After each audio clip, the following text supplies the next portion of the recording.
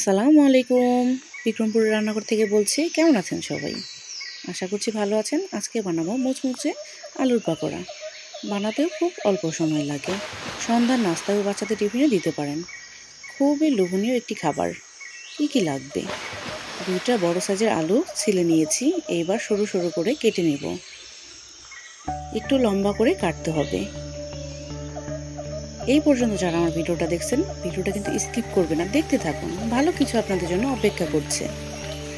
দেখেছেন কিভাবে কেটে নিয়েছি। এবার আলুগুলো ধুয়ে নেব। আলুগুলো ধুয়ে অন্য একটা পাত্রে নিয়ে পরিমাণ মতো লবণ, আধা চামচ আজওয়াইন দিয়ে দিয়েছি, ধনিয়া গুঁড়ো দিয়ে দিয়েছি, ভাজা জিরে গুঁড়ো দিয়ে দিয়েছি, শুকনা মরিচ গুঁড়ো দিয়েছি, হলুদ গুঁড়ো দিয়েছি, 5 চামচ বেসন দিয়েছি,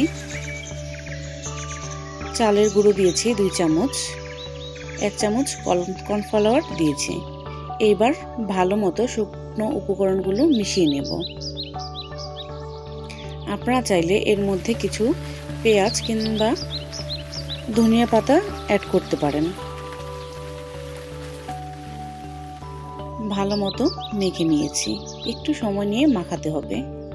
দেখেছেন কি সুন্দর মাখানো হয়ে গিয়েছে। যারা এই পর্যন্ত আমার ভিডিওটা দেখছেন অবশ্যই লাইক কমেন্ট করবেন। অন্যদিকে কড়াই তেল গরম করে তেলের মধ্যে পাকোড়াগুলো দিয়ে দিয়েছি। দেখেছেন কি রকম শেপ দিয়েছি। যে যেরকম পছন্দ করেন সেইভাবে শেপ দিতে পারেন। মিডিয়াম আঁচে সুন্দর মতো ভেজে নিতে হবে। আলতোভাবে ভেজে নেবেন।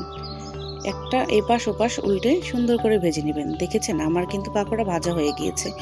এইবার পরিবেশনের পালা। এতক্ষণ আমার ভিডিওটা যারা দেখলেন তাদেরকে অসংখ্য ধন্যবাদ। অবশ্যই লাইক কমেন্ট এবং সাবস্ক্রাইব করবেন। আপনাদের একটি কমেন্টে আমাকে অনেক উৎসাহ যোগায় নতুন নতুন ভিডিও করার জন্য। দেখেছেন কি সুন্দর মুচমুচে হয়েছে। আসেন না একবার একটু খাই। না হয় নিজেই বাড়িতে বানিয়ে নিন। ধন্যবাদ।